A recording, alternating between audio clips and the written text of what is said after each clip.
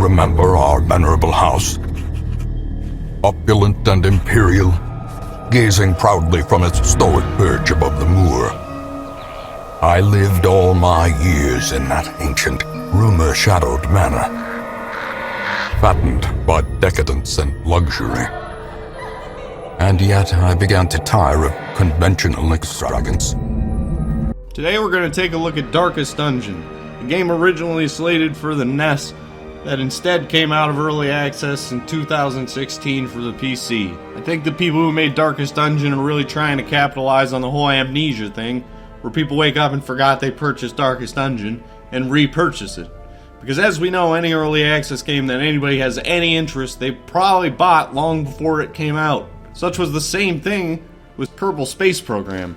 The fans of that have been around for, I don't know, eons. Me being the idiot I am, I saw it on the new releases page on Steam and figured, why the heck not? I haven't played this yet, and I've seen it on my Steam page at least 250 times. I'm not the biggest fan of roguelikes, but I think they're okay every once in a while. And Darkest Dungeon looked like it had a pretty cool art style, and it had a narrator. I tend to like narrators, especially ones in Bastion and no others at all. I enjoyed Darkest Dungeon for probably the first 6 hours or so, but it quickly wore thin.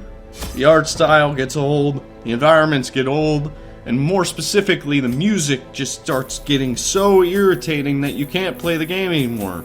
It grates on me, it wears on my brain, the four same musical notes over and over again as you trudge through a dungeon, with the narrator saying the same things. Maybe it's thematically poignant. Like they wanted you to go insane while you watched your characters go insane, so they put you into the same exact environments. I mean, how many times can you go into a murky underwell? Are you telling me that the forest will have the exact same content as everywhere else?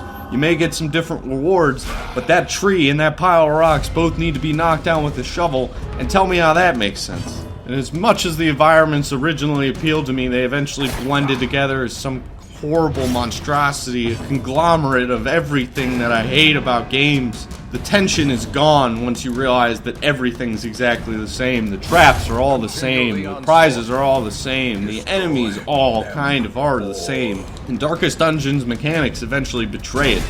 No game should take about 12 hours to get into, especially when the first 12 hours are exactly the same. I'm all for long games like Bloodborne or The Witcher, but at the same time, those games are constantly feeding you new content. Every run in Darkest Dungeon is generally the same. Maybe the tensions are different, maybe one run's easy, another run's difficult, but you're never going to feel differently about a run afterwards. 12 hours I put into it ended up doing me absolutely no good. Darkest Dungeon is unapologetically a long game. And that's fine, but you have to keep mechanics interesting. And this game just failed to do so. Eventually, you've tried all the classes, you've tried everybody in different positions, and you figure out that this game's not for me, or you just keep going back. I will say I found it highly addictive for the first 6 hours, but at some point I just didn't want to pick it up and play it anymore. The knowledge that I would lose some high-level characters and have to go back to town and regroup, just the appeal wore thin. As novel as it was at first, I eventually found progressing to be so difficult that I just didn't want to enjoy the game anymore. I just had no desire to go back and see those same environments and hear the same music and lose the same people to either insanity or death. Darkest Dungeon does do some things well, though. The town management's pretty good, and while the progression's slow, it is there.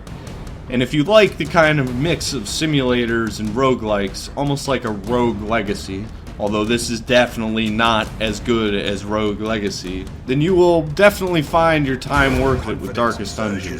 But if you're somebody like me, who prizes environment and storytelling, this is a game to absolutely stay away from, because it will irritate the hell out of you. Maybe Darkest Dungeon is a victim of the time of its release, and maybe roguelikes have come a long way.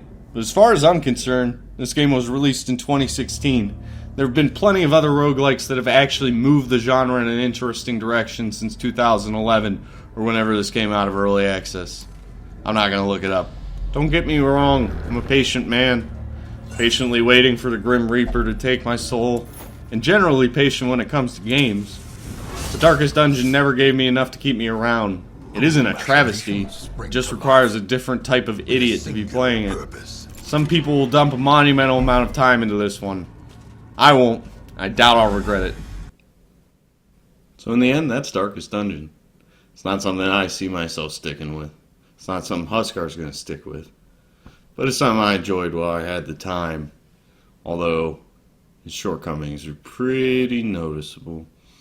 So please, come back, watch more video reviews. I appreciate your time and your interest in Darkest Dungeon. Hopefully Huskar can be on again. Bye.